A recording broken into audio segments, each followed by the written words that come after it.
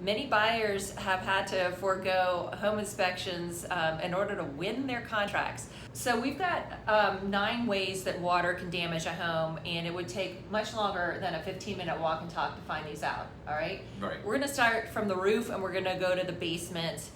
From the top, we have something called kick-out flashing. It's in the roof. Correct. What happens here? So kick-out flashing is a little piece of flashing that goes from the roof line and the vertical wall and it diverts water into the gutters. Probably 50% of the homes don't have it. It's never even been installed. And last year you said you inspected 3 homes where this was happening and water leaked all the way to the basement as a result. Correct. It created wood rot, mold, all kinds of damage. All right, the next thing we're going to talk about, there are these little straw white things that poke out of roofs. That's my fancy term for it. What's the formal term for that? Those are plumbing vents, and they have a boot that goes around them. Okay. And the boot is a rubber neoprene type of material, and it seals the penetration from the attic to the exterior, and over time those dry rot. And so you might have like a 30-year roof, but the plumbing vent boot only lasts maybe 7 to 15. Okay. And then the next place where you can have water leaking from the top of your house is if you have an air conditioning unit in an attic. Right. Those can leak. Why? Yeah, because they're in the attic. Nobody goes in there to service them. Yeah. And so what happens is that an air conditioner makes condensation as it cools the house, and there's a drain in there, a little pipe, and sometimes those pipes get clogged, and if the pipe gets clogged, then the water overflows from the unit into the drip pan.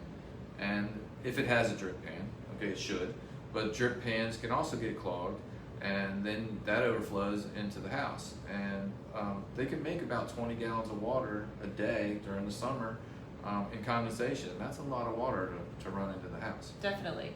All right, now the middle part of the house where people should be looking on a regular basis. First up is windows that lack proper caulking. You can see that on the outside of your house. It's something that a handyman or a homeowner can do. And it'll dry rot and crack and over time, and in a driving rain, water will get in the wall there and you'll end up with leaks inside. It just needs to be re-caulked. All right, and then bathrooms also need to have proper caulking done. True. Right? So at the tile and around tubs and toilets, the same thing. If you'll get water behind there, and then you'll end up with water in the walls, and it'll show up on the next floor down as a leak. And then plumbing leaks in general can occur throughout the house. And I actually went to a home inspection with you recently, and while you were off on another place in the house, I just for kicks opened the cabinet underneath the kitchen sink, and I put my hands where all the cleaning supplies were, and it was wet. Every place was wet. Why did that happen? On that particular house, there was a leak at the P-trap, which is the sink drain. Turn the sink on for a little bit and turn it off, and you're getting a slow drip, and over time you've got wood rot and mold there. All right, then in the basement we can have ways that water can damage your house. First up, we have sump pumps here in Loudoun County for the most part. What is the purpose of the sump pump, and what can happen if they don't work? So the sump pump is designed to take water away from the foundation. So there's an under drain system that goes around the foundation and directs water to the inside of the house to a crock where the sump pump is. So if the sump pump fails, you can flood your basement. And the purpose is just to give the water a place to go, and then to control it and discharge it to the exterior with a pipe and a pump to get rid of the water. All right, and then hand in hand with that, if people have a basement, most of the time they'll have a drain at the bottom area, the landing where they walk outside, and the drain is pretty small.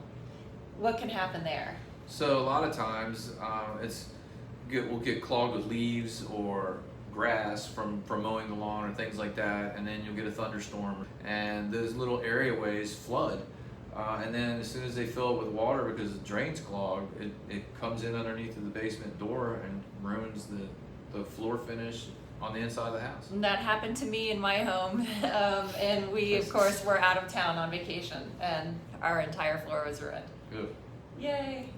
And then finally, there is something called poor grading, right, in Correct. general. Correct. And so talk about negative drainage. So negative drainage is when the water runs to the house. So even on a flat lot, your house, if you're standing at the street, should look like it sits up a little bit with the grading going away from the house, draining away from the house. So negative drainage is where it just runs to the house. And It's kind of like in a valley, if you will. Yeah, and ponding is where you've had some settlement, maybe when the foundation got backfilled, and now water will just lay up against the house. So those kind of go hand in hand, negative drainage and ponding.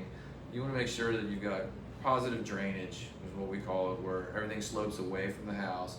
Your gutters and downspouts have extensions on them to direct the water away. Your sump pump that we just talked about, make sure that that drain is draining away from the house so that you don't get caught in a loop where you pump the water outside and then it lays against the foundation and goes back to the sump pump. You want all of the water to go away.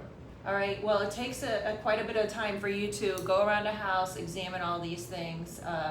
Thank you for the explanation on 9 ways that water can damage a house. Sure. And thanks for joining us, guys. All right, thank you. Bye.